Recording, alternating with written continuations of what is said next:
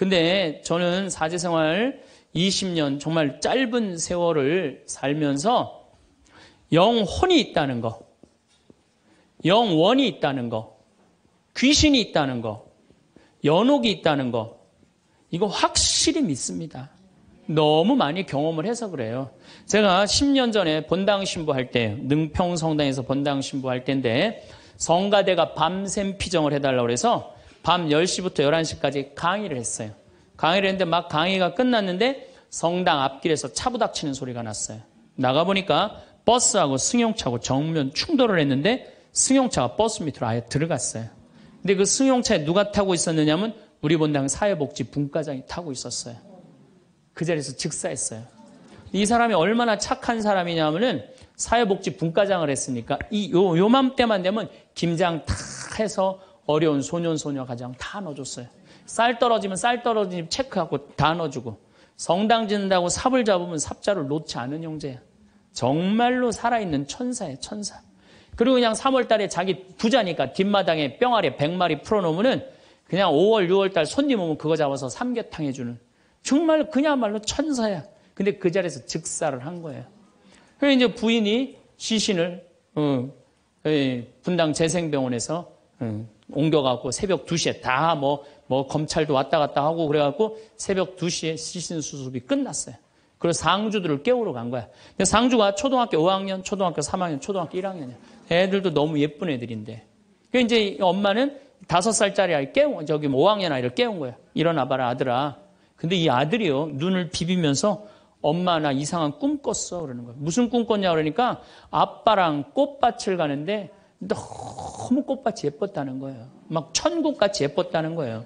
근데 그 꽃밭을 끝을 갔는데 손을 잡고 가는데 꽃밭 끝에 갔더니 계단이 하늘로 나 있는데 양쪽에서 날개 달린 천사가 우리 집으로 빨리 올라오라고 막 손짓을 했다고.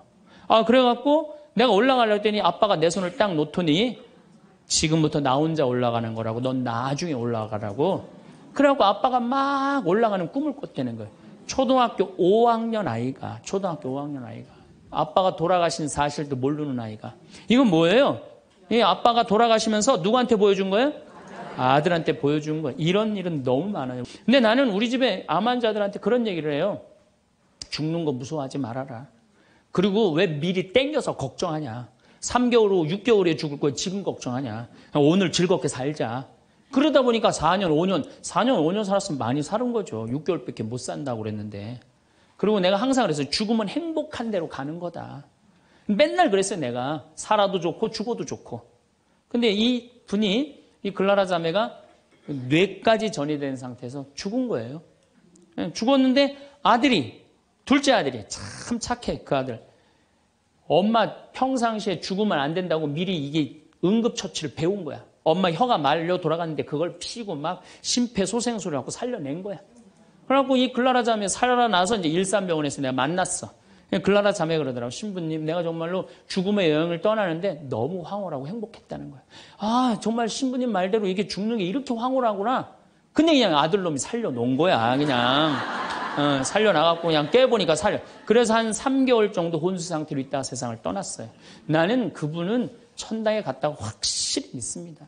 황창현 신부님의 행복 특강, 지금 바로 시작하겠습니다. 영상이 마음에 드신다면 구독, 좋아요, 알림 설정 부탁드립니다. 영상 후반부에 이것을 못 숨겨서 자식에게 탈탈 털린 어느 80대 할머니 사연도 함께 들으시면 좋겠습니다.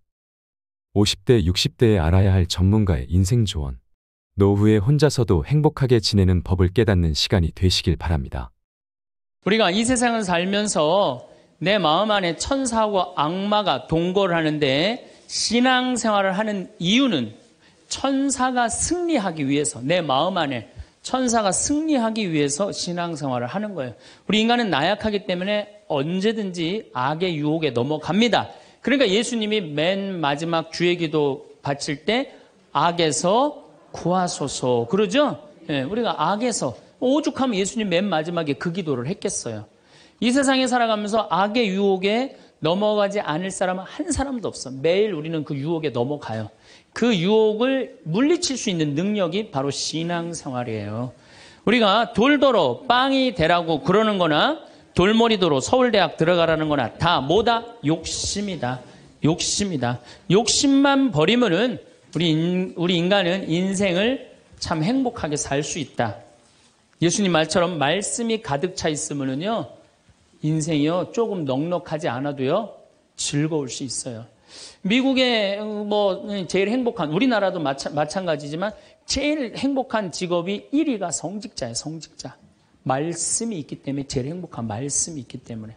그래서 여러분들도 말씀이 내 마음 안에서 살아 움직일 수 있도록 깨어 기도해라. 그 아주 중요한 거예요. 원주 비행장이 있어요. 그래갖고 비행장이 있어서 재밌어요. 원주 비행장이 있어서 그 이글스라고 그 비행 전투단이 있는데 여기서 연습해. 우리 여기 평창 하늘에서 처음에 막 태극기 그릴 때 보면 막 엉망으로 그려요. 그 다음에 뭐 하트도 막 찌그러져서 그리고 한 2달 연습하면은 아주 잘 그려져요.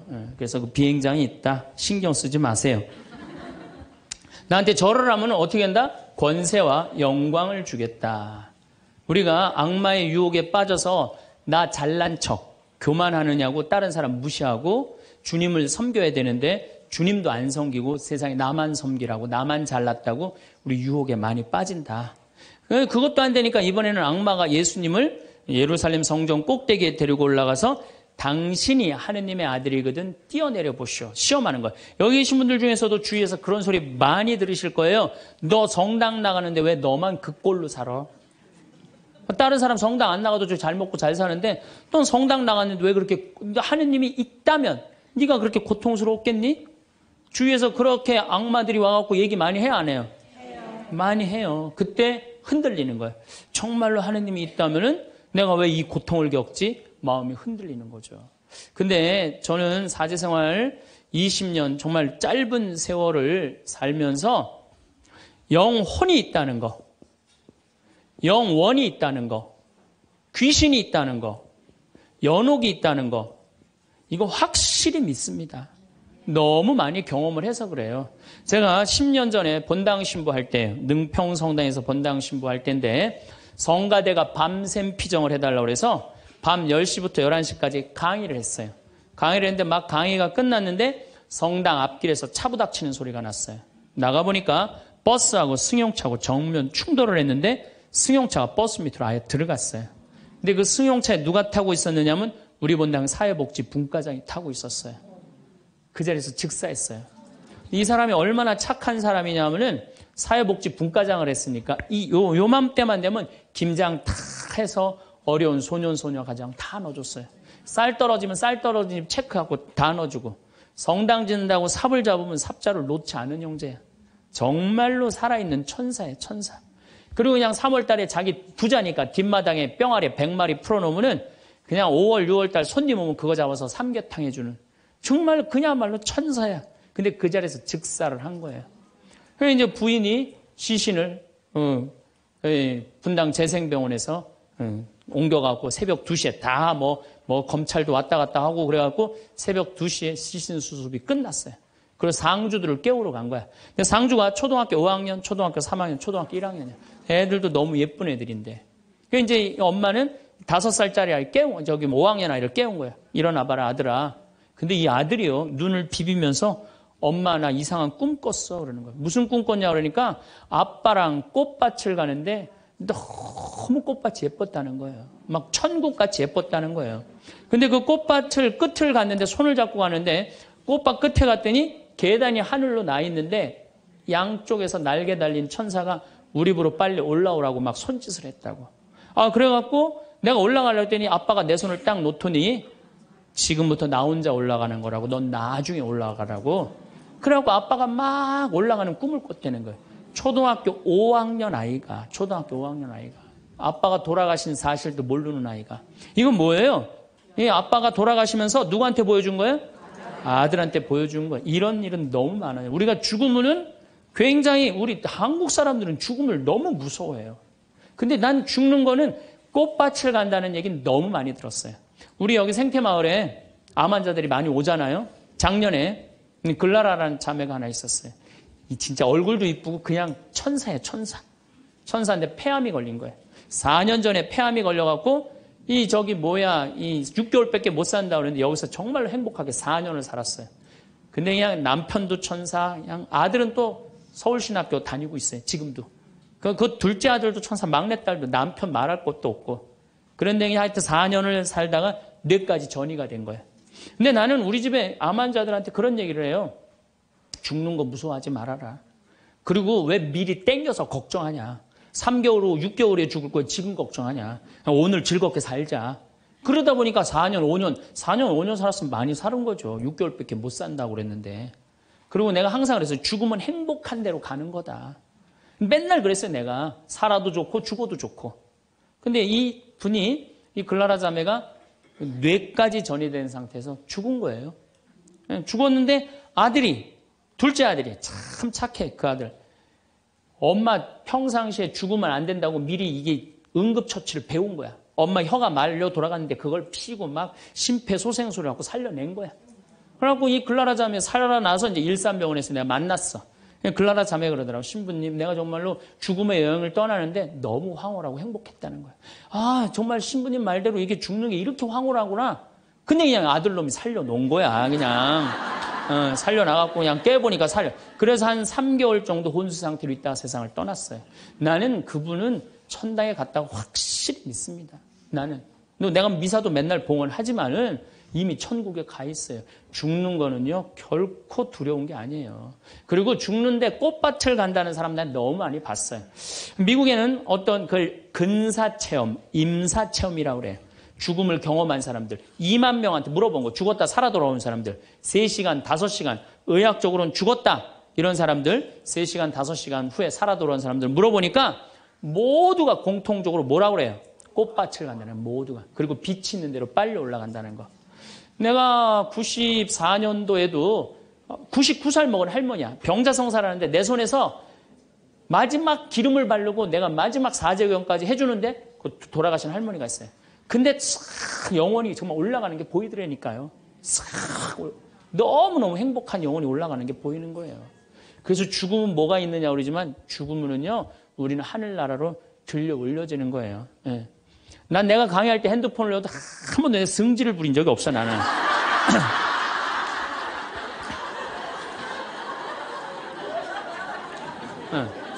하늘로 싹 불러 올라가는 거예요. 그래서 티베트에는 사자의 서라는 책이 있어요.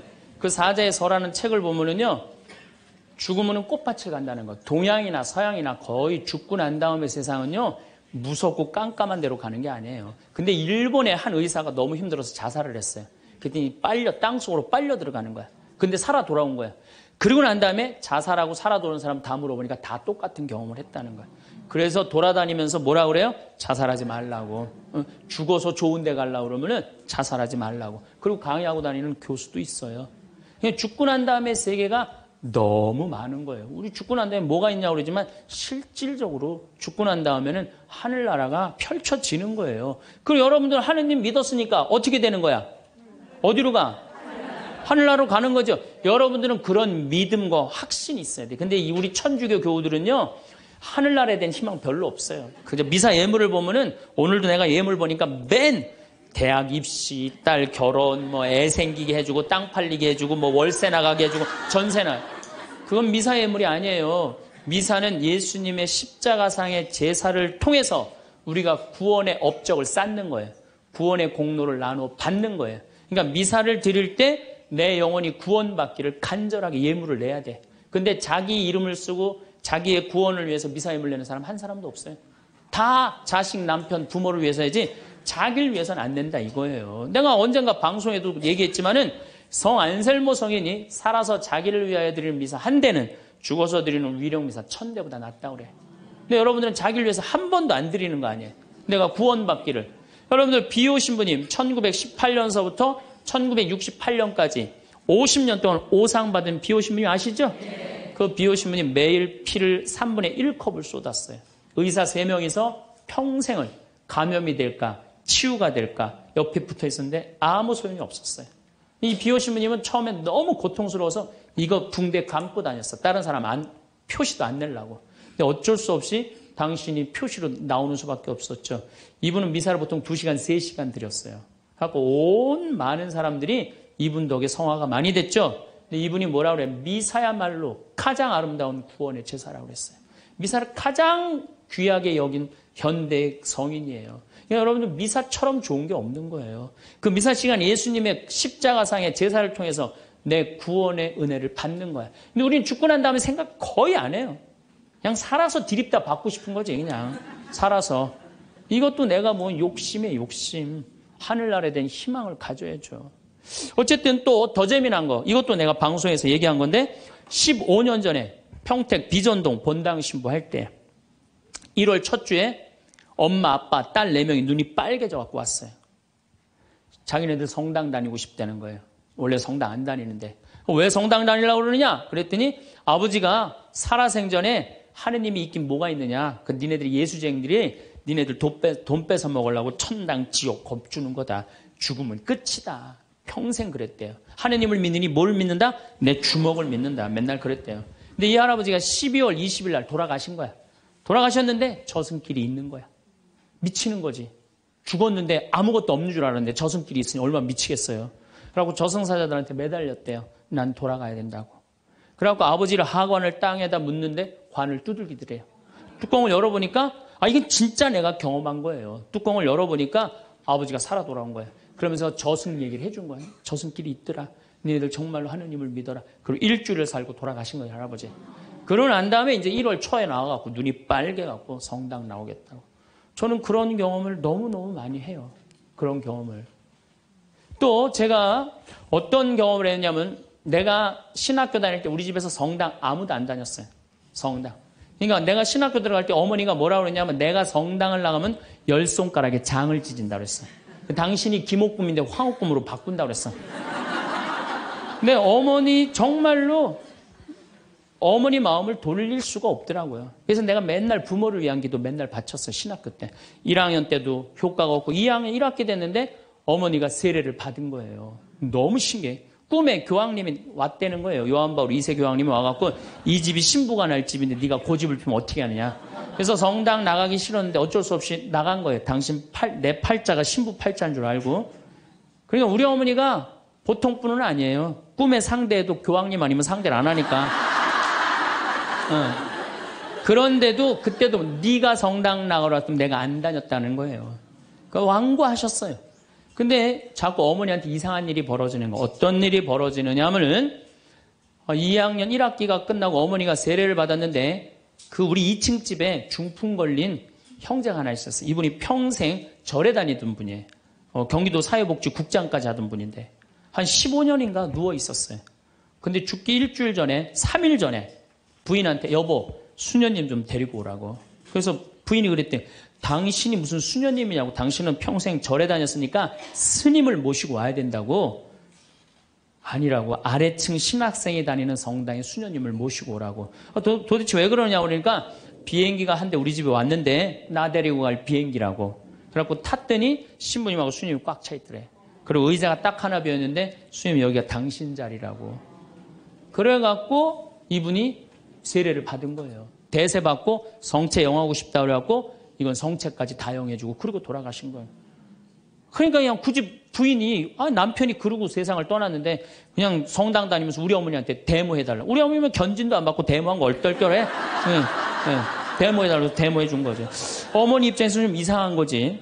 근데 내가 학부 4학년이 됐는데 내가 하도 난리를 쳐갖고 우리 동네 세례를 많이 받았어요. 신학교 들어간 난리를 쳐갖고 한 30m 떨어진 집이 내가 학부 3학년 때 세례를 받았는데 아들이 교통사고로 죽은 거야. 다음에는 딸이 교통사고로 또 죽은 거야. 오토바이 쳐서. 이거 안 된다. 굿하자. 그래갖고 이제 굿을 하는 거야. 굿을 막 하는데 이 굿이라는 게 진옥이 굿이에요. 죽은 영혼을 위로하는 굿을 진옥이 굿이라고 그래. 처음에 억울하고 분한 영혼을 위로한다고 춤을 춰요. 막 춤을 추다가 그 영혼하고 접신을 해요.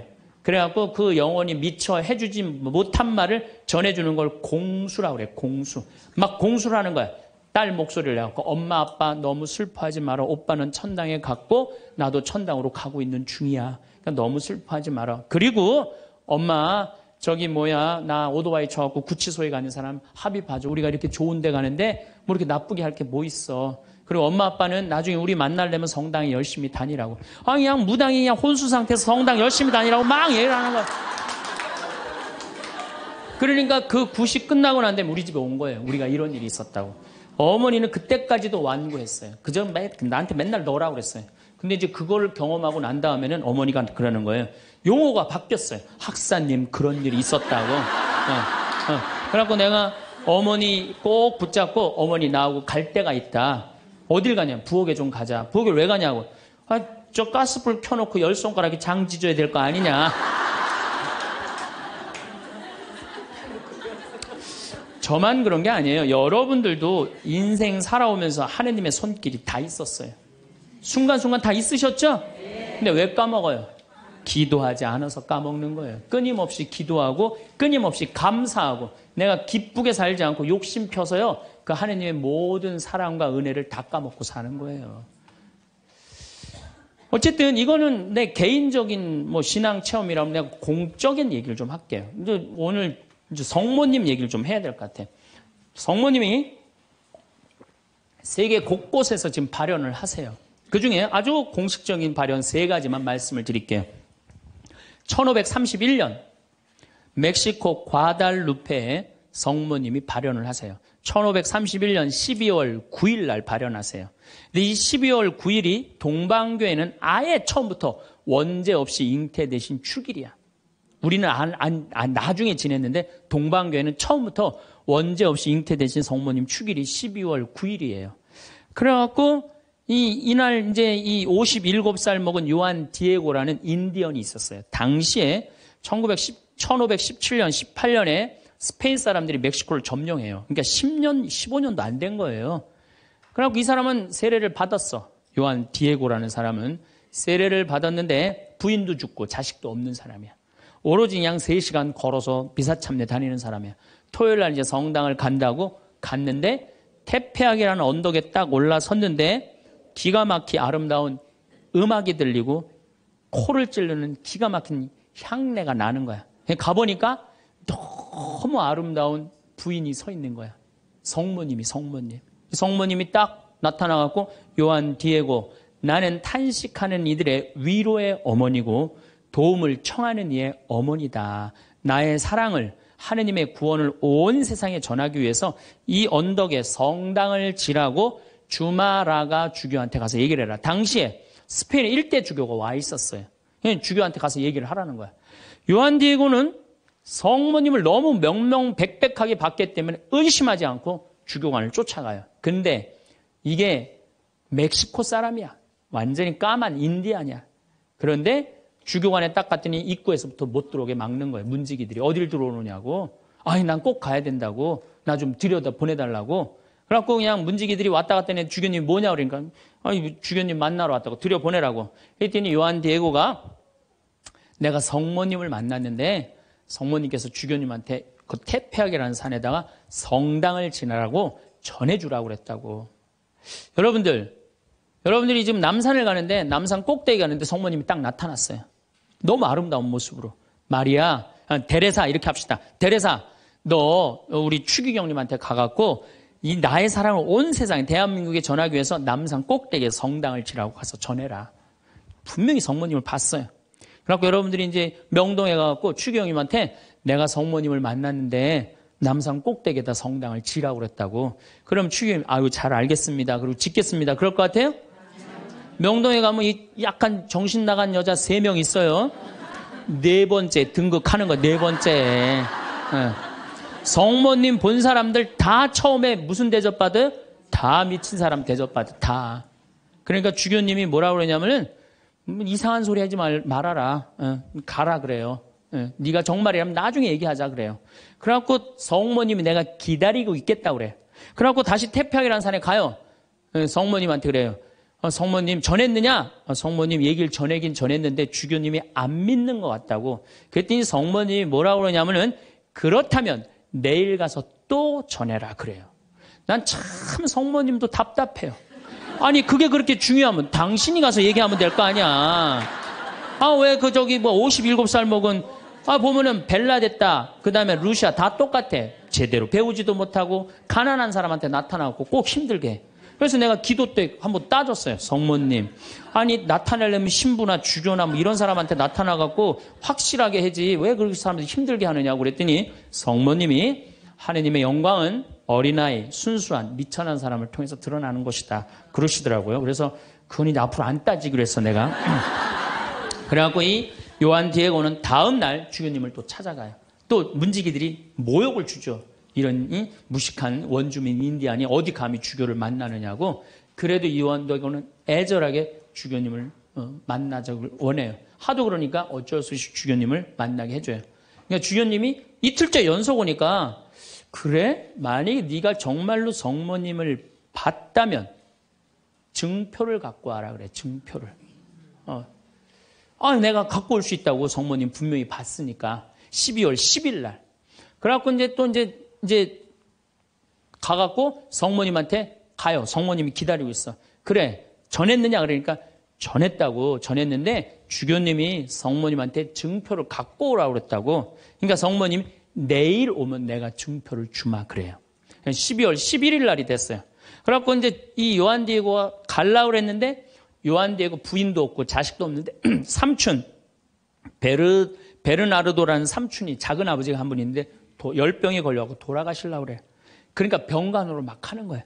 병간호 하느냐고 성모님한테 가긴 가야 되는데 이거 삼촌은 죽으려고 그러고 그래갖고 못 가요.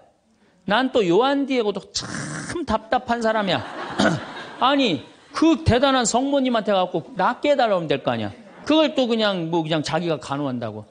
다음 날은 프란치스코 수도의 신부님 병자성사 죽을 것 같으니까 프란치스코 수도의 신부님 병자성사 모시러 간다고 요한 디에고가 얼마나 재미있냐면은 테페하게라는 산을 비껴가요. 성모님 만날까 봐. 지금 누가 더 중요하다고? 이 본당시민이 더 중요하다 이거야. 병자성사 봐야 된다고. 막 가는데 성모님이 물어봐. 너 어디 가냐고. 어디 가냐고 물어봐요. 그러니까 아니 삼촌이 작은아버지가 죽으려고 그래서 모시러 간다고. 걱정하지 말아라. 작은아버지 내가 치료해 줄 테니까 너 저 언덕에 올라가 봐라. 올라가 보니까 이 멕시코 시티가 2000m 상공에 있는 도시예요. 12월 달이면 굉장히 추운 도시예요. 그런데 장미가 펴 있는 거야. 가득. 그래갖고 너무 신이 나갖고 이 요한 디에고는 저기 멕시코 인디안들은 모자 동그란 거 쓰죠. 그 다음에 이 망토 쓰죠. 그 망토를 틸마라고 그래요. 이 틸마는 뭘로 엮느냐면 선인장에서 뽑아갖고 섬유를 뽑아갖고 이 아주 거친 섬유질로 돼 있는 그 망토예요. 그 망토에다 선인장을 따요. 막 따갖고 막 너무 흥분해갖고. 그러니까 성모님이 그걸 보더니 웃으면서 가지런히 놔줘요. 내가 가지런히 놔주마. 가지런히 놔줘갖고 등에다 져요. 등에다 져갖고 너무 신이 나갖고 주교관에 가요. 주교관에 가갖고 이제 가려고 그랬더니 막 향이 나오고 그러니까 문지기들이 이게 뭐냐 그러니까 이 줘라 그러니까 안 된다고. 이거 주교님한테 갖다 줘야 된다고. 그래갖고 그 주교님 앞에 가갖고 증표 갖고 왔다고 장미를 딱 떨어뜨리는데 이 주교님은 장미에는 전혀 관심이 없는 거야. 그 틸마에 갑자기 무릎을 꿇더니 눈물을 흘리면서 키스를 하는 거야. 아니 그 틸마가 얼마나 더럽고 지저분하겠어요. 왜 그러나 우리가 틸마를 내려봤더니 자기가 본 성모님이 그 틸마에 새겨져 있는 거야. 그대로. 그런데 이 새겨져 있는 색깔 자체가 이건 도저히 1500년대에 만들 수 없는 색깔이야. 너무 예쁜 거 성모님이. 너무 예쁘고 너무 곱고 옷 색깔도 너무 화려하고. 그러니까 과학자들이 계속 연구를 해봤어요. 과연 1500년대에 저 물감을 만들 수 있을까? 그 과학자들이 결론은 못 만든다. 그래갖고 그냥 이 소송당에 이제 주교님 소송당에 걸어놓고 성당을 진 거죠. 그리고 12월 10일 날 같은 날 성모님은 베르나르도라는 삼촌한테 나타나서 다 치유를 해줘요. 그리고 네 조카가 이런 기적을 발현을 봤다. 다시 한번 확증을 해주죠.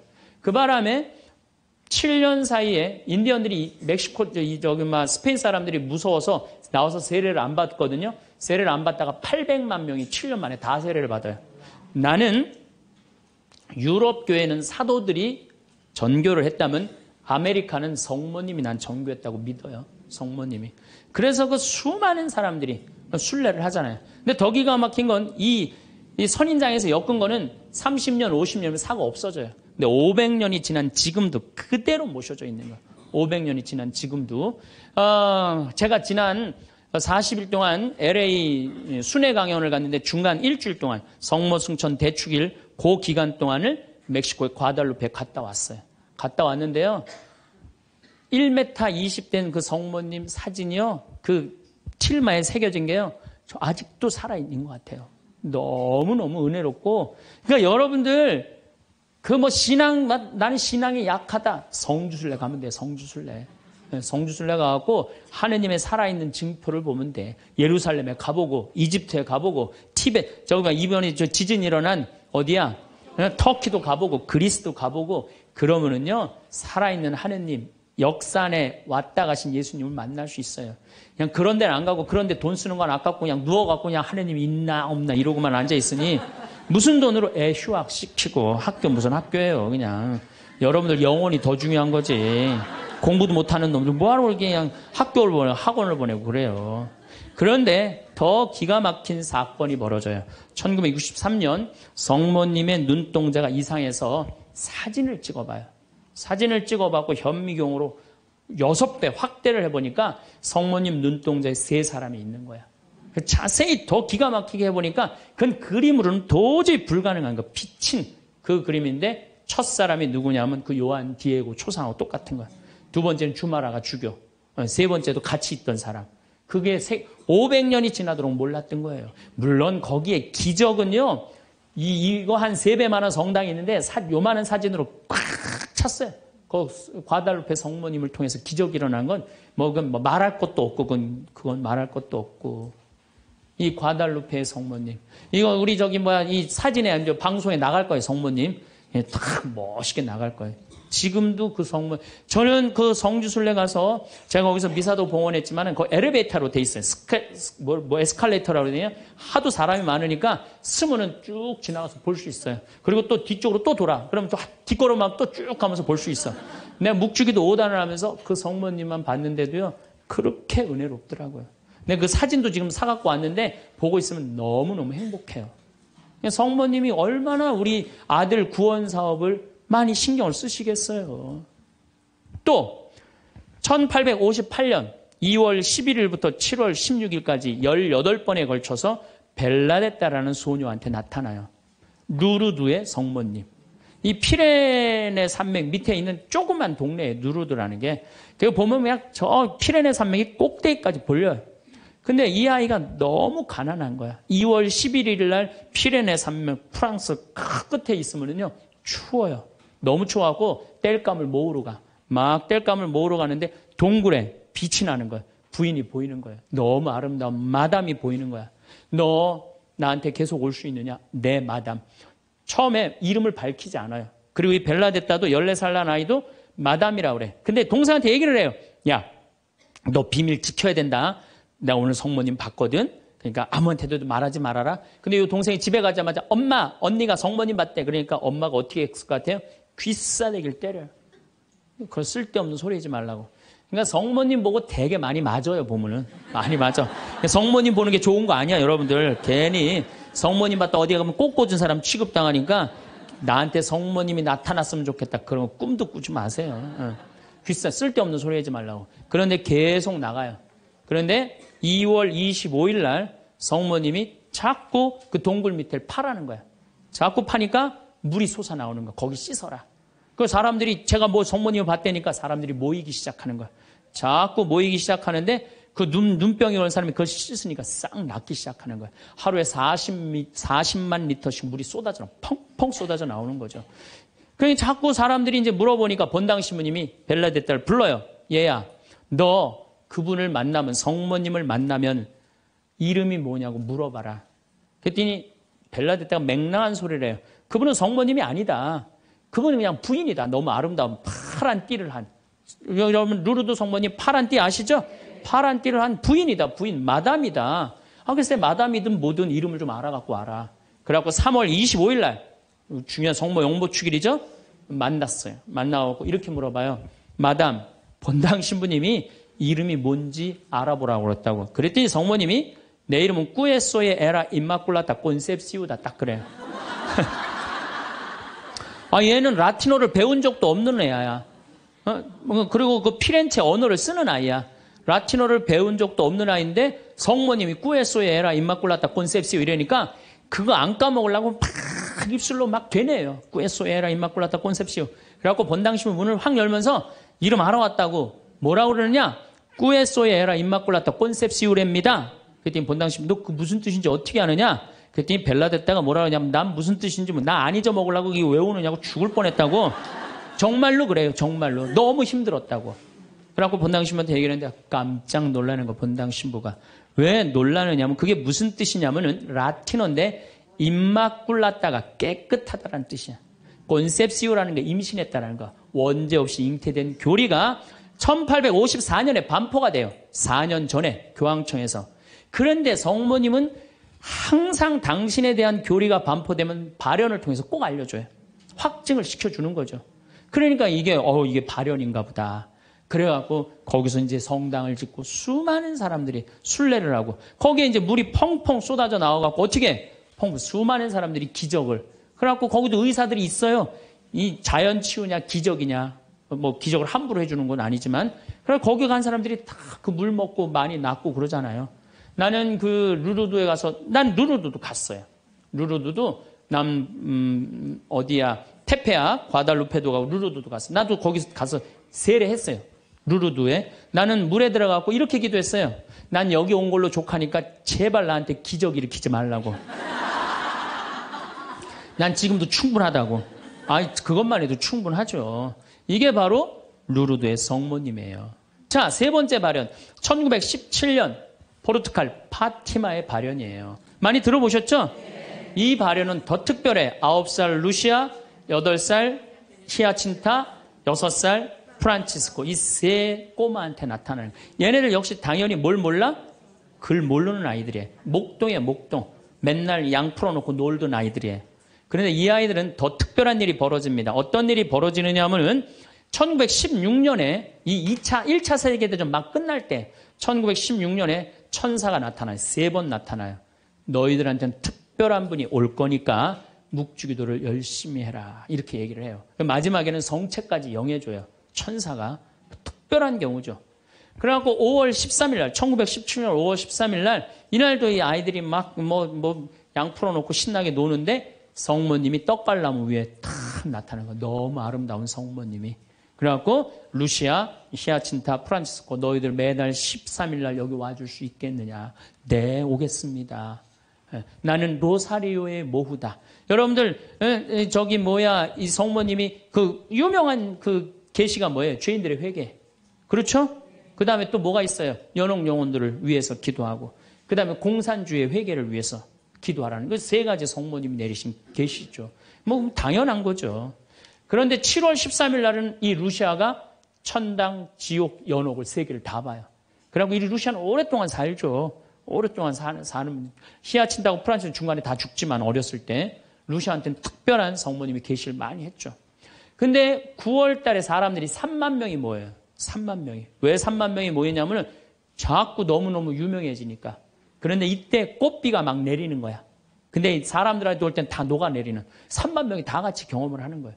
10월 달에는 마지막 발현 때는 7만 명이 모여요. 7만 명이. 그런데 전날부터 폭우가 쏟아지는 거야. 폭우가 막 쏟아지고 차가 얼마나 많이 모였냐. 100대가 모여요. 100대. 1917년에 차 100대면요. 엄청나게 많은 거예요. 마차 130대, 자전거 100몇 대. 그리고 7만 명이 걸어서 그냥 환자들 끌고 그냥 다 7만 전 세계에서 온 거예요. 유럽 전 세계에서. 근데 그냥 전달도 12시에 딱 오셨는데 아니 10월 13일 날 12시에 성모님이 나타난다는데 계속 폭우가 쏟아지는데 안 나타나는 거예요. 그러니까 성모님이 안 나타나니까 그 신부님이 뭐라 그래요? 한 신부님이 뭐라 그러냐면은 내가 이거는 일부러 여러분들 읽어주려고 내가 적어 갖고 왔어요. 이 전날 밤 그곳을 꼬박 세운 한 신부가 물었다. 몇 시에 오시니? 정오에 오십니다. 루치아가 대답했다. 그 신부는 시계를 본 후 다시 루치아를 보면 봐. 지금이 정오란 말이야. 그 부인은 거짓말쟁이라고 우리에게 말할 셈이니 그 신부는 참지 못하고 어린이들을 의심쩍어 했다. 그리고 또 시계를 보았다. 하지만 정오가 넘었잖아. 여러분 모두가 환상이라는 것을 모르시겠습니까? 있을 수 없는 일입니다. 성모님의 발현은 없다는 거예요. 집으로 가세요. 다들 집으로 가세요. 이래요. 근데 루시아는 부인께서 오신다고 하셨습니다. 신부님, 전 그분께서 약속을 지킬 것을 믿고 있습니다. 12시에 오기로 했는데 성모님이 안 오기로 루시아가 얘기를 했는데, 근데 1시에 갑자기 비가 그쳐요. 난 또 성모님도 정말로 답답해요. 아니 12시 오기로 했으면 12시 와야 될 거 아니야. 왜 1시간 동안 애를 괴롭혀, 애들을. 1시에 갑자기 비가 맺히고 구름이 걷히는 거예요. 걷히면서 태양이 비치는데 기가 막힌 장면이 벌어지는 거예요. 태양이 돌면서 무지개 색깔이 나면서, 그리고 의심을 품었던 많은 사람들이 와요. 여기도 이제 그 내용이 나와요. 의심을 품었던 사람들이 뭐라고 그러냐면, 하느님 우리 죄를 용서해 주소서, 이렇게 얘기를 해요. 왜 그러느냐면은 무신론자, 회의론자들이 와갖고 왜 이 공포에 질려서 그러냐면, 태양이 돌면서 그 뜨거운 태양이 땅으로 떨어지는 거예요. 너무 뜨거워갖고 이 사람들이 이게 마지막 심판인가 보다. 공포에 질린 거지, 7만 명이. 그래갖고 막 울면서 막 살려달라고 그러고, 그냥 우리를 좀 제발 용서해달라고. 그렇게 15분 동안 태양이 온갖 조화를 비추고 딱 제자리에 돌아갔는데, 더 놀라운 건 그 7만 명 모두가 이틀 동안 비가 젖었는데 다 비가 말랐고 30cm 진흙이 깨끗하게 꾸들꾸들해진 거예요. 7만 명이 완전히 뭐 한두 명이 본 게 아니라 그 사진을 보면요, 다 이러고 쳐다보고 있는 거예요, 하늘을. 이게 바로 파티마의 성모님이에요. 이렇게, 아니 온 세상에 하느님의 현존하심이 명명백백한데, 그런 난 파티마는 내년 2월 달에 또 성주순례 가요. 나는 돈 생기면 무조건 성주순례 가자, 이게 내 신조예요. 네, 네. 이제 파티마에 갈 거예요. 여러분들도 성지 다니세요. 예루살렘도 가시고, 제발. 아니, 개신교 다니는 분들은 어떻게 해서든지 돈 모아서, 개 모아서 가는데, 천주교들은 안 가. 우리 하늘나라에 대한 희망이 없어서 그래요. 어떻게 해서든 이 세상에서 복 받으려고 돈 조금 쓰는 거 아까운 거야. 내가 첫날 말했죠. 돈은 쓴 것만 내 돈이에요. 여러분들 아껴봤자 아무 소용 없어요. 그것도 성주순례 가기 위해서 어떻게? 쓰셔요. 네. 자, 그렇다면은 아직도 나는 의심이 간다. 그렇다면 내가 가장 확실한 증거를 하나 댈게요. 그게 뭐냐면 예수님이에요. 예수님. 예수님이라는 분이 2000년 전에 이 세상에 왔다 가셨어요. 아니, 그분이 안 왔다 갔다 하면 베드로라는 존재가 탄생했겠어요? 안 탄생했겠어요? 베드로라는 사람은 탄생할 수가 없어요. 베드로, 2대 교황, 리노, 3대 교황, 클레토, 4대 교황, 클레멘스, 알렉산더, 식스토, 이래갖고 지금 교황이 265대예요. 2000년 동안 한 번도 끊어지지 않고 그 전승이 내려온 거예요. 예수님의 살아있는 모습을 보고. 근데 베드로라는 인물이요, 어떤 인물이냐면은 어부였어요. 그 갈릴레 호수의 어부였어요. 그건 사나이 중에 사나이였어요. 남자 중에 남자였어요. 예수님 정말로 지켰던 사람이에요. 마지막에 배신 좀 해서 그렇지. 네. 그런데 마지막에 예수님을 배신합니다. 정말로. 왜냐하면 그 스승이 그렇게 허망하게 죽을 줄은 꿈에도 몰랐거든. 그래갖고 배신하고 도망가 버려요. 네. 그런데 부활했다는 거야. 그래도 안 믿어요. 그래도 안 믿고 어떻게 갈릴레 호수 가고 물고기를 잡아요. 근데 또 나타난 거야. 미치는 거지, 베드로는. 아니, 그냥 죽었으면 한 일주일 후나 한 달 후에 나타나면 얼마나 좋아. 계속 3일 만에 계속 나타나네. 그러니까 물속에 뛰어들고. 그리고 40일 동안 예수님하고 생활하면서 이 사람의 인생은 완전히 바뀌어요. 어떻게 바뀌느냐. 베드로가요, 대단한 말 하지 않아요. 돌아다니면서 내가 예수님을 만났는데 이 예수님이 십자가에 못 박혀서 처참하게 돌아가셨는데 3일 만에 부활하셨다. 자, 내 예를 들면 좀 그렇고, 여러분들 만약에 본당 신부님이 죽었는데 3일 만에 다시 살아났어. 완전히 땅까지 다 묻어놨는데 3일 만에 주일날 딱 나타나갖고 나하고 같이 밥 먹자 그러고 강론을 했어. 여러분들 주에 나가고 우리 신부님 죽었는데 3일 만에 살아나왔다고 얘기할 것 같아요, 안 할 것 같아요? 아마 온 세상 돌아다니면서 얘기할 거예요. 그렇죠? 그 경험이 베드로한테 있었던 거예요. 그 예수님을 40일 동안 보고 가만히 있을 수가 없었던 거야. 이젠 죽음도 불사하는 거지. 그 12제자가 다 같이 경험한 제자, 11제자가 온 세상을 돌아다니면서 그걸 전한 거예요. 그 전한 게 지금까지 우리한테 내려온 거야. 그러면 이 성서, 그 사람들이 이제 베드로가 전한 얘기를 적어갖고 성서 안에 예수님을 써놓은 거예요. 우리가 성서에 예수님이 한 말씀은 살아 움직이는 그분의 2000년 전의 현존이야, 현존. 그것만 읽어도 가슴이 아마 미어 터질 것 같아요.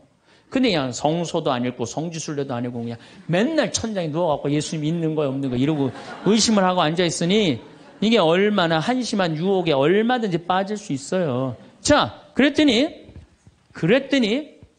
이제 여러분들 이제 오늘 이제 신앙심이 생겼어. 좀 생겼어요? 네. 그래, 맞아. 생겼어. 이제 하나님은 확실히 계신 거야. 성모님도 있고 예수님도 있고 오늘은 굳건한 마음으로 믿음으로 돌아갔어. 오늘 잘 때요. 악마가 와서 뭐라고 그럴 것 같아요. 야, 그거 신부님 그거 개인적인 얘기지. 그거 아니야. 있긴 뭐가 있어. 없어. 계속 끊임없이 유혹받아요. 그렇다면 우리가 이 유혹에 안 빠지려면은 어떻게 해야 되느냐? 유혹에 안 빠지려면은요. 끊임없이 기도해야 돼. 그렇죠? 네. 그 다음에 항상 기뻐해야 돼.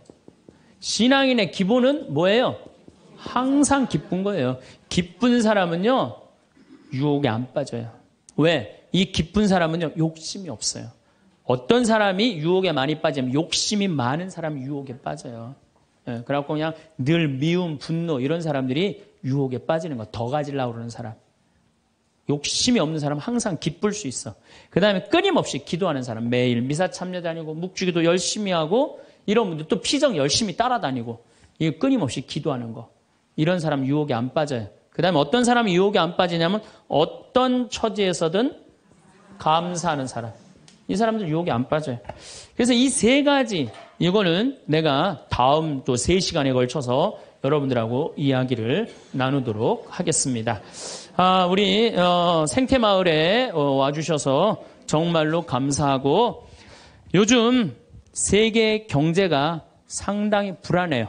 상당히 불안한데 저는요. 여러분들 이런 생각을 해요. 일본이 돈이 없어서 저렇게 지금 불안한 경제 상황을 사느냐? 미국이 돈이 없어서 불안한 경제 상황을 사느냐? 저 사람들 상당히 지금 힘들고 고통스러워요. 뭐가 없느냐? 말씀이 없는 거예요. 무슨 말씀이 없느냐? 하느님의 말씀이 없는 거예요. 그러니까 유럽 교회가 지금 난리가 나잖아요. 지금 그것도 뭐 때문에 그래? 나는 하느님의 말씀이 없어서 그렇다고 그래요. 생각을 해요. 그래서 여러분들도 내 삶 안에 내가 흔들릴 때, 뭐가 없을 때 흔들려? 하느님의 말씀이 살아 움직이지 않을 때. 그러니까 말씀이 살아 움직이고 악마는 마음 안에서 빼내시기를 바라겠습니다. 감사합니다. 부모라면 자식에게 다 해주고 싶은 마음입니다. 그래서 자식들 교육비, 결혼자금, 사업자금까지 다 대주고 손자, 손녀까지 봐주는 부모님들이 많습니다. 평생을 버는 족족, 자식을 위해 돈을 쓰고 내 노후 준비는 하나도 되어 있지 않는 분들이 많으실 텐데요. 자식 덕 보려고 키운 것은 아니지만 나이 들어서 보니 이렇게 허무하고 외로울 수가 없습니다. 간도 쓸개도 다 내주며 키웠는데 자식들은 자기 살기 바쁘고 부모는 잘 거들떠 보지도 않습니다.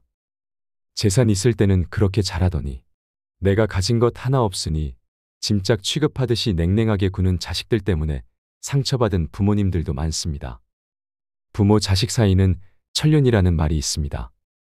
그럼에도 하늘이 내려준 인연을 저버린 채 늙은 부모를 방치했다는 소식이 심심찮게 들려옵니다. 자식들이 버리고 도망가서 3년간 찜질방에서 지낸 88세 할머니의 사연을 아시나요? 이 할머니에게는 무려 6명의 자식들이 있었다고 합니다. 이 사연은 자식들에게 버려진 88세 새우등 할머니의 처절한 몸부림을 아시나요라는 제목으로 청와대 국민청원 게시판에까지 올라와 많은 이들의 가슴을 아프게 했는데요. 청원자는 자식의 대학 등록금을 마련하기 위해 나무에서 누에를 치다 떨어져 허리가 새우등처럼 휘어진 할머니의 안타까운 사연을 소개했습니다. 이 할머니는 할아버지와 평생을 자식을 위해 살았다고 합니다. 가난을 대물림해서는 안 된다라며 강원도 깊은 산속에서 화전을 일구는 등 험한 일을 마다하지 않았습니다. 평생을 자식을 뒷바라지한 할머니와 할아버지는 6자식을 모두 키워냈습니다. 자식들을 위해 부동산, 현금 등 모든 재산을 자식들에게 나눠주는 등 마지막까지 최선을 다했습니다. 그렇게 그들이 가지고 있던 것이라고는 부부의 집과 작은 텃밭뿐이었죠. 어느 날 둘째 딸과 둘째 아들이 찾아와 땅을 사는데 자금이 부족하니 집과 텃밭을 팔아 돈을 마련해주면 당신들의 노후를 편히 모시고 효도하겠다고 말했습니다. 자식의 말을 철석같이 믿은 노부부는 돈을 건넸습니다. 하지만 노부부에게 돌아온 건 차가운 홀대뿐이었습니다. 자식의 배신으로 충격을 받은 할아버지는 극심한 스트레스를 호소하다가 지난 2015년 뇌출혈로 돌아가셨습니다. 자식은 연락을 끊은 채 종적을 감췄습니다. 할아버지가 돌아가신 뒤 홀로 남겨진 할머니는 3년간 찜질방, 시설, 지인의 집을 전전하여 생명을 유지했습니다. 최근 노인학대 보호기관에 재입소한 할머니는 자식들이 몰래 이사하고 전화번호도 바꿔버려 아들과 딸의 집 전화번호도 모른다고 전했습니다. 세상에 홀로 남겨진 할머니는 자식을 잃은 슬픔과 깜깜한 미래를 걱정하며 하루하루를 버틸 뿐이었지요. 요즘에는 많은 사람들이 자식 덕볼 생각 말아라고 말합니다. 말년에 편할 줄 알았는데 혼자 독수공방하며 키웠건만 대학 졸업 후 결혼하더니 이것들이 엄마 알기를 마당에 똥개 취급합니다 하며 서러움에 우는 분들도 있습니다. 고령화 시대, 이제는 부모를 버려야 한다. 부모를 버려야 자식이 산다라는 자극적인 문구를 내세우며 언론에서는 너나 할 것 없이 앞다퉈서 우리의 안타까운 현실을 고발합니다. 지난 15일 보건복지부가 발표한 보고서에 따르면 지난해 노인학대 신고 건수는 무려 1만 6천 건에 달한다고 합니다. 하루에 약 44건의 신고가 접수된 것인데요. 연도별 학대 신고 건수도 꾸준히 증가하고 있습니다. 그런데 이 학대의 장소가 대부분 가정에서 일어난다는 것을 알고 계신가요? 전체의 85%가 가정 내에서 발생한 학대였다고 합니다. 사랑하는 자식에게 학대를 당한 노인들의 가슴에는 시퍼런 멍만 남습니다. 초고령화 사회로 접어들고 있는 만큼 자식에게 버림받는 부모의 사연은 가볍게 봐서는 안 될 문제입니다. 노후를 향해 돈, 건강, 행복을 챙기며 열심히 달려온 5060 세대 앞에 느닷없이 등장하는 복병이 있습니다.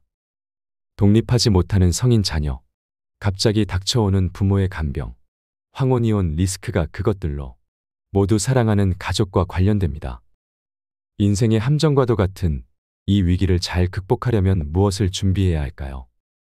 오늘은 부모의 노후를 갉아먹는 자녀 리스크에 관한 이야기를 해볼까 합니다. 부모 품으로 돌아가는 성인 자녀, 이른바 캥거루족이 늘고 고령화되고 있습니다. 연구에 따르면 만 19에서 49세 성인 남녀 중 30%가 부모와 동거 중입니다. 40대라 해도 미혼 자녀는 50%가 부모와 함께 삽니다. 만원과 비혼 풍조가 퍼지고 취업난과 주거비 부담이 겹치면서 자녀들이 독립하지 못하고 있는 것입니다. 사실 캥거루족 증가는 세계적 추세이기도 합니다. 베이비붐 세대가 고도경제 성장에 편승해 사회적 입지를 굳히고 자산을 축적한 반면 그 2세들은 성장이 둔화되는 시기에 사회에 진출했습니다. 그래서 MZ세대는 부모보다 가난한 첫 세대라 불립니다.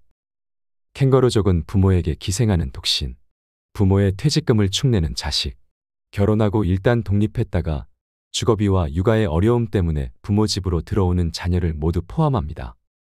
저출산 고령화로 인한 인구구조 변화에서 한국은 일본을 약 15에서 20년 시차를 두고 따라갑니다. 20년 전 일본에서 일어난 일이 오늘날 한국에서 나타날 가능성이 크다는 얘기입니다. 요즘 일본에서는 캥거루족의 극단적 형태인 은둔형 외톨이의 고령화가 사회 문제가 되고 있습니다. 그들의 부모인 7080 세대가 언젠가 고령으로 사망하면 그들의 연금에 기대던 40대 50대 자녀들은 생계가 끊기는 일마저 생깁니다. 한국 부모들은 자녀에 대한 무분별한 지원이 문제가 됩니다. 많은 교육비를 투여한 것도 모자라 자녀가 결혼하면 집 팔고 대출받아 지원해주는 것을 당연하게 여깁니다.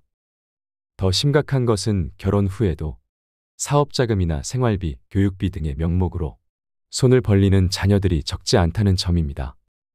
이렇게 되면 아무리 노후 계획을 탄탄하게 세웠다 해도 무용지물이 됩니다.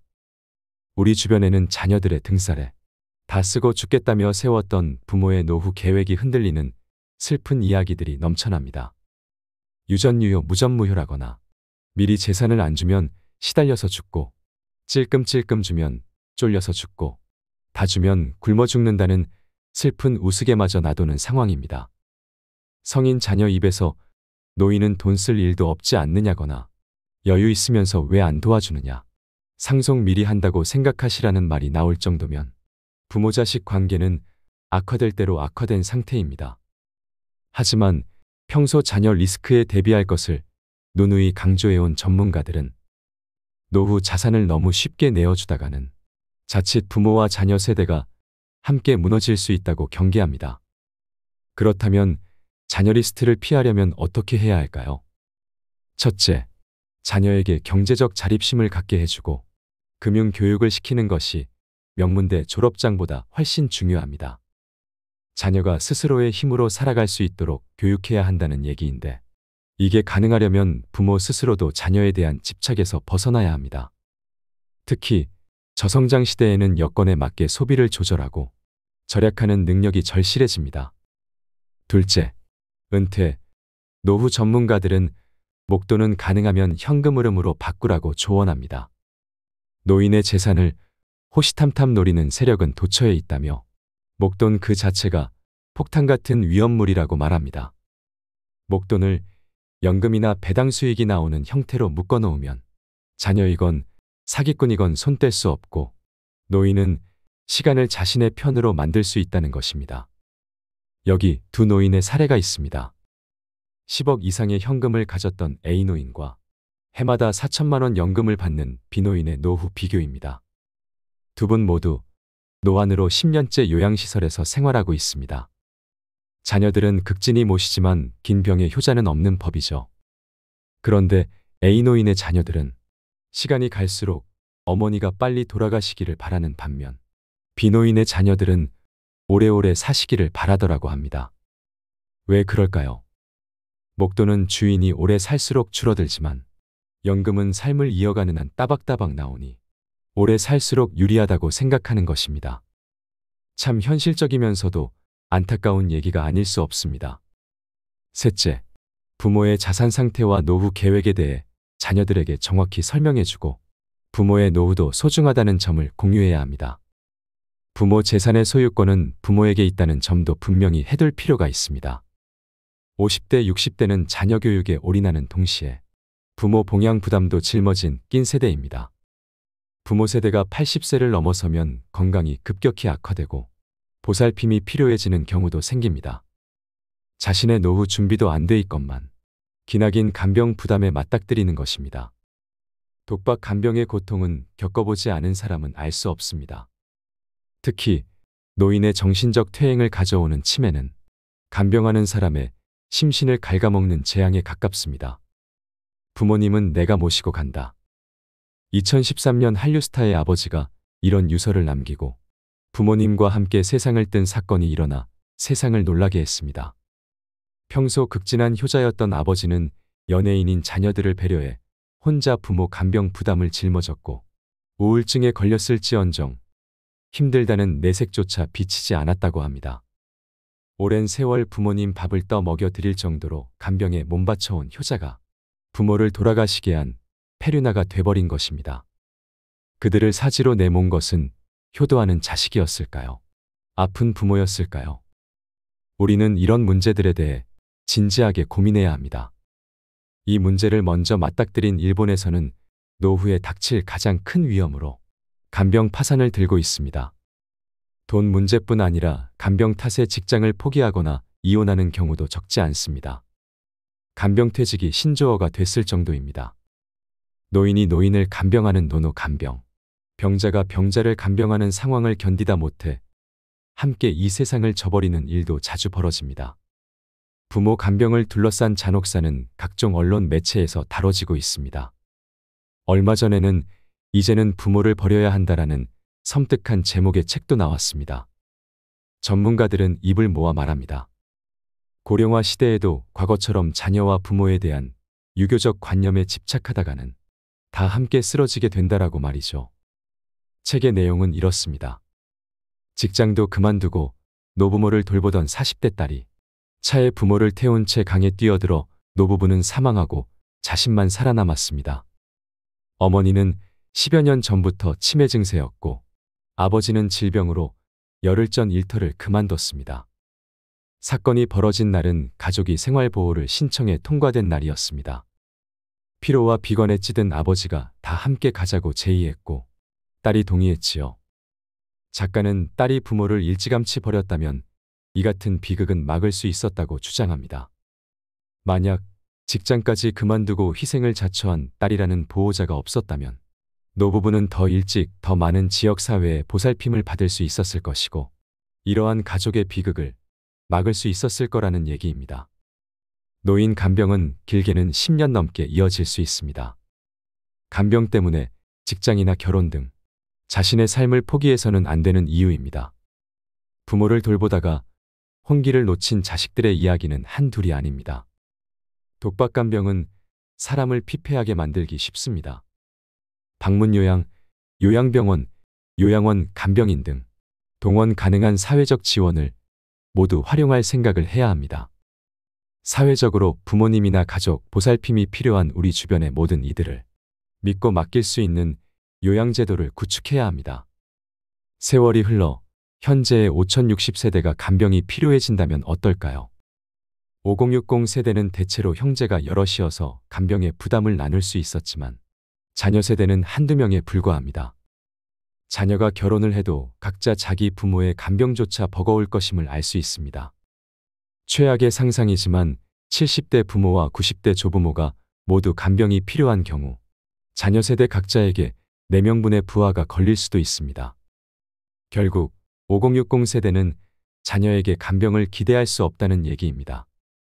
5060 세대는 밑빠진 독에 물 붓듯 교육비를 쓰는 대신 훗날 사랑하는 자녀에게 부담을 주지 않기 위해 스스로의 간병을 준비한다는 마음 자세가 필요합니다. 자식한테 퍼주지 말고 스스로 잘 움켜쥐고 살아야 합니다. 몇 년간 끊임없이 SNS를 타고 돌아다니는 괴담이 하나 있습니다. 모 대학 교수가 서울시에 사는 대학생을 상대로 아버지에게 원하는 것이 뭔가를 설문조사했더니 약 40%가 돈을 원한다고 답했다고 합니다. 또 서울대생을 대상으로 부모가 언제쯤 돌아가시면 가장 적절한가를 묻자 63세라고 답한 학생이 가장 많았다는 것입니다. 이유는 은퇴한 뒤 퇴직금을 남겨놓고 사망하는 것이 가장 이상적이기 때문이라고 했습니다. 정말 이런 조사가 있었는지 궁금해 무차별 검색을 해봤지만 2015년경까지 거슬러 올라가도 찾을 수가 없었습니다. 실제 조사가 아니라 일종의 엽기 유머였을 가능성이 커 보입니다. 다만 이에 대한 부모 세대의 폭발적인 반응들을 보면 노후를 둘러싼 이들의 서러운 마음이 어느 정도 읽히는 것도 사실입니다. 나의 삶과 자녀의 삶을 되돌아볼 때 열심히 키웠지만 못해준 게 많고 늘 부족한 자신을 책하는 마음, 다른 한편으론 자신의 인생은 무엇이었는가라는 자괴감이 반영돼 있는 것 아닐까요?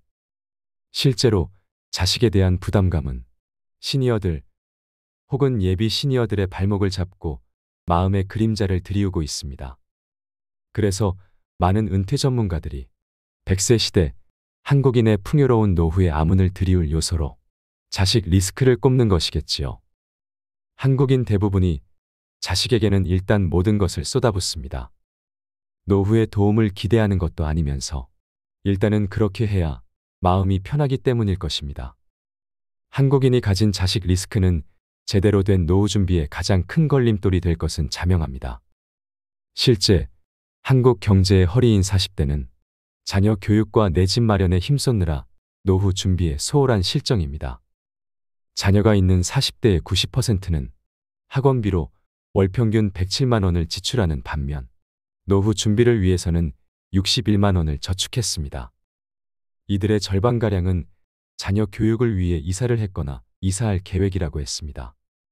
사실 한국인처럼 자식에게 올인하는 부모는 세계 어디에도 없습니다. 나이 30이 돼도 취직 못하고 빌빌대면 끼고 살면서 용돈도 줍니다.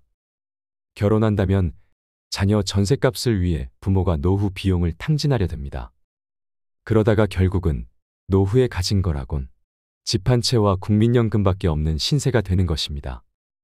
노후란 어느 날 갑자기 하늘에서 뚝 떨어지는 것이 아니라 자신이 살아온 과정의 연장선에 있다는 것을 기억해야 합니다. 바야흐로 10년 뒤 세상이 어떻게 변할지 예측하기 어려운 시대입니다. 학원이나 과외 등의 사교육 대신 아이들에게 뭘 가르쳐야 할까요? 많은 석학들이 유치원 때부터 독서와 금융교육, 체험여행 같은 자녀들의 성장의 자양분이 될 경험과 살아있는 지식을 접할 기회를 줄 것을 권합니다. 이는 유태인의 교육법과도 유사합니다. 미국의 재무설계사 스테판 폴라는 다 쓰고 죽어라라는 책에서 재산을 모아 자식에게 물려주기보다 다 쓰고 간다고 생각하라고 조언했습니다. 최고의 자산 운용이란 재산을 쌓는 것이 아니라 행복을 위한 일에 쓸 줄 아는 것이라는 관점입니다. 어떻게 하면 더 많이 벌 것인가만 고민하지 말고 어떻게 잘 쓸 것인가도 고민하라는 얘기입니다. 이를 위해 4가지를 제안합니다. 첫째, 오늘 당장 새로운 것을 배우세요. 똑같은 일만 죽을 때까지 하지 않아도 됩니다. 새 직장을 찾고 새로운 일을 시작하는 것도 좋습니다. 직장은 당신에게 평생을 약속하지 않습니다. 직장에 대한 충성심은 버리세요. 둘째, 현금으로 지불하세요. 카드는 비상용 1개만 남기고 모두 버리세요. 주 단위로 생활 계획을 세워 은행에서 생활비를 찾아서 사용하세요. 돈을 쓰는 게 불편해지면 불필요한 소비, 충동구매를 피할 수 있습니다. 셋째, 은퇴하지 마세요. 은퇴 생활이 아름다운 휴가라는 건 환상입니다. 65세에 은퇴해 20년간 신통차는 연금으로 연명하면서 빈둥거리게 될 수도 있습니다. 그러다 보면 건강도 나빠지고 정신도 녹습니다. 무슨 일이건 찾아서 해보세요. 넷째, 다 쓰고 죽어야 합니다. 위 3가지를 실천했다면 어느 정도 재산을 모았을 것입니다. 손자의 학비나 가족여행비 등 당장 요긴한 지원이 필요하다면 부담 없이 인심을 쓰고 감사 인사를 받을 수도 있습니다. 유산이 없으면 자식들이 당신의 죽음을 기다릴 일도, 형제끼리 다툴 일도, 가산을 탕진할 일도 없습니다. 다 쓰고 죽으라는 말은 결국 후회 없이 살라는 말입니다. 돈은 지금 행복하게 살기 위해서 모으고 쓰는 것입니다. 여러분, 자식들이 원한다고 내 모든 것을 다해 금전적인 지원을 해주는 것이 정답은 아닙니다. 자식이 서운할까봐 거절도 못하고 내 주머니 털어서 자식 주머니에 그대로 넣어주면 자식은 제대로 독립하지 못하고 또 다시 빈 주머니로 돌아봐 부모 탓을 합니다. 자식에게 헌신하고 희생하는 것이 부모의 당연한 도리라고 생각하며 살아오셨다면 이제부터는 자식을 위해서라도 그 생각들을 버리셔야 합니다. 내 노후 자금으로 너희를 도울 수는 없다고 단호하게 말씀하셔야 합니다. 아니면 애초에 돈이 없다고 말하시는 편이 나을 수도 있습니다. 어릴 때부터 받는 것에 익숙해진 자녀들은 부모를 향한 고마움보다 당연함을 더 떠올리게 됩니다. 부모에게 손 벌리는 것을 쉽게 생각하는 자녀로 키우시면 안 됩니다. 부모의 지원이 끊기는 순간 자식들은 서운해하고 관계가 파탄에 이르는 경우도 많이 보셨을 겁니다. 어릴 때부터 자립할 수 있도록 교육하지 않으면 생기는 부작용입니다. 자녀 교육에서 가장 중요한 것은 검소하게 생활하고 독립심을 갖고 자립할 수 있도록 가르치는 것입니다. 우리 자녀가 성공할 수 있는 원동력은 부모의 금전적인 지원이 아니라 열심히 일하고 위험을 무릅쓰고 희생을 감내하는 의지와 능력일 것입니다. 마지막으로 자식에게 기대지 않고 노후에 잘 살려면 필요한 것 3가지를 말씀드리겠습니다. 우린 성인이 되면 독립을 합니다. 이때 독립은 단순히 그동안 살았던 부모님의 집에서 가방을 싸서 밖으로 나가는 것을 말하는 것이 아닙니다. 그것은 육체적 독립일 뿐입니다. 내 삶에서 독립의 의미가 무엇이고 나의 미래를 위해 독립의 필요성, 당위성을 충분히 인식하는 정신적 독립도 해야 하고 독립 생활에 필요한 현재와 미래의 경제적인 부담도 본인이 전부 책임을 지는 경제적 독립도 해야 합니다. 이 3가지 중 하나라도 제대로 하지 않으면 진정한 독립이 안 됩니다. 기본적으로 육체적 독립 없이 정신적 독립은 어렵습니다. 물론 자녀의 필요에 따라 독립은 하되 부모님 집에서 계속 얹혀 사는 경우도 있습니다. 그러나 독립은 궁극적으로 자녀 자신의 성장을 위한 것입니다. 그런데 같이 살면 많은 것이 부모님 영향 아래 놓이고 의지할 수밖에 없기 때문에 자신의 성장에 방해가 되므로 진정한 독립이 되지 않습니다. 그러므로 육체적 독립은 독립의 기본 중 기본입니다. 그리고 육체적 독립은 해도 정신적으로는 독립을 못한 경우도 많습니다. 집에서 나와 독립은 했지만 자신의 삶을 주체적으로 살아가기 위해서는 독립이 자신의 성장에 얼마나 중요한지, 그런 독립의 필요성이나 당위성을 인식해야 하는데, 그러지 못하고 정신적으로 헤매게 되면 당연히 경제적 독립도 버거워집니다. 정신적 독립이 되지 않으면 경제적 독립도 같이 안 되고, 또 경제적 독립이 되지 않는 사람은 정신적 독립이 제대로 될 수가 없습니다. 그러므로 육체적 독립, 정신적 독립, 경제적 독립, 이 세 가지는 서로 연결되어 있어서 어느 하나도 소홀히 해서는 안 됩니다. 셋 중 하나라도 독립이 되지 않으면 완전한 독립이 아닙니다. 그런데 제가 독립에 대해서 거론한 것은 자녀의 독립을 새삼스럽게 말하기 위해서가 아닙니다. 반대로 나를 포함한 부모들의 독립을 말하기 위해서입니다. 자식을 전부 독립시키고 노후를 보내야 하는 부모들도 이 독립이 진정으로 필요하다는 생각에서입니다. 이때 부모의 독립도 자식의 독립과 똑같이 육체적 독립, 정신적 독립, 경제적 독립, 이 세 가지 독립을 동시에 해야 합니다. 육체적 독립은 무릇 자녀만 어려워하는 문제만은 아닙니다. 부모들도 공공연히 말하지는 않지만 자식을 자기 울타리에 계속 두고 싶어하는 사람이 의외로 많습니다. 이것은 부모가 자녀로부터 육체적, 정신적 독립을 하지 못한 경우입니다. 하나든 둘이든, 잘 키웠든 못 키웠든 자식은 때가 되면 독립해 나가는 것이 자녀의 성장을 위해서도 좋습니다. 품 안에 안고 있는다고 나아질 것은 없습니다. 주사위는 이미 던져진 것입니다. 자녀가 잘 되길 바라지 않는 부모는 없을 것이므로 우린 기꺼이 자녀의 독립을 도와야 합니다. 그러므로 자녀가 육체적 독립을 하지 않는 경우는 역으로 부모가 자녀로부터 육체적 독립을 잘 못하는 경우일 가능성이 큽니다. 자녀를 낳아서 애지중지 키우느라 고생한 것은 그건 부모로서의 당연한 역할입니다. 또 자녀의 비싼 교육비를 내어주고 시집 장가를 가는데 얼마를 보태주든 부모가 자녀를 도와주는 것은 자유입니다. 그러나 그렇다고 해서 자녀가 부모를 공양해야 한다든가 효도를 해야 한다든가 하는 생각은 완전히 버려야 합니다. 자녀가 진정한 독립만 한다면 부모로서 더 이상 바랄 것도 고마울 것도 없습니다. 베이비붐 세대의 부모들은 자식으로 클 때는 독립해서 살았고 또 한창 때는 위로는 부모님을 공양하며 살았습니다. 그게 당연했지요. 그러나 이제 세상이 변했습니다. 우린 고생했지만 덕분에 행복했지만 자녀들에게 그걸 기대할 수는 없는 것입니다. 부모들의 정신 건강을 위해서도 그런 기대일랑 아예 하지 말아야 합니다. 자녀들이 알아서 부모를 잘 공양하고 효도하는 것은 일부러 거절할 것까지야 없지만 부모는 기대하거나 요구해서는 안 됩니다. 그러니까 부모도 자식으로부터 육체적, 정신적, 경제적으로 완전히 독립해야 합니다. 부모로부터 완전한 독립을 해야 자녀가 진정으로 성장하듯 자녀로부터 완전한 독립을 해야 부모도 진정으로 행복해질 수 있습니다. 노후의 3대 괴로움은 가난과 병과 외로움이라고 합니다. 때문에 나이 들어서 요양원, 요양병원에 가지 않으려면 육체적 독립, 정신적 독립, 경제적 독립이 필요합니다.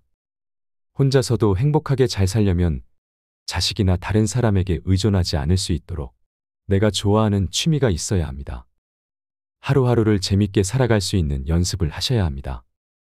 내가 무엇을 좋아하는지, 내가 무엇을 보며 웃는지, 내 마음이 어떤지를 들여다보세요. 그러면 내가 노후에 어떻게 시간을 보내는 것이 좋을지 알게 됩니다. 노후 준비가 부족하다면 지금부터라도 자식들에게 주지 말고 저축해두세요. 틈틈이 경제 공부를 하시는 것도 필요합니다. 그리고 가장 중요한 것은 건강을 챙기는 것입니다. 귀찮더라도 근육이 빠지지 않게 꾸준히 운동하세요. 낙상 사고도 조심하셔야 합니다. 명상도 좋고 흙을 밟으며 맨발 걷기를 하는 것도 좋습니다. 치매 부모를 돌보는 고충은 경험해 본 사람만 이해한다고 하지요. 자식들도 유산 분배 이런 사안은 눈에 불을 켜고 달려들지만 치매 부모 돌보는 일에는 무관심하고 남의 일로 대하는 것이 오늘날의 세태입니다. 그 중에 제일 가슴 아픈 것은 부모일 것입니다. 부모가 오래 앓으면 가족 모두가 힘이 듭니다. 병원에 입원할 때는 간병비가 큰 문제가 됩니다. 한 달에 300만 원인데 몇 년을 입원하면 이를 어찌 감당할 수 있을까요? 더구나 치매로 대소변을 못 가릴 때 집에서는 모시기 힘듭니다. 또한 요양원에 모시면 부모님의 고통은 이루 말할 수 없습니다. 그렇게 돌아가시고 나면 자식은 또 후회가 많습니다. 그러니 우리는 건강을 지켜야 합니다. 때가 되면 죽는 것도 복이라고 하지요. 90세 넘도록 살아있는데 온몸이 아프고 치매도 있고 살아있는 것 자체가 고통이면 얼마나 괴로울까요? 풍요로운 100세 인생을 맞기 위해서 반드시 지켜야 할 것, 돈과 건강 그리고 행복을 기억하세요. 이 모든 것은 어느 날 갑자기 갖춰지는 게 아니고 지금부터 차근차근 준비해 나가야 합니다. 돈과 건강과 행복을 잘 지키셔서 인생 2막을 잘 보내시길 바랍니다. 오늘 영상이 도움이 되셨다면 주위의 소중한 분들께 공유해 주세요. 이상으로 책틀맨이었습니다. 끝까지 시청해 주셔서 감사드립니다.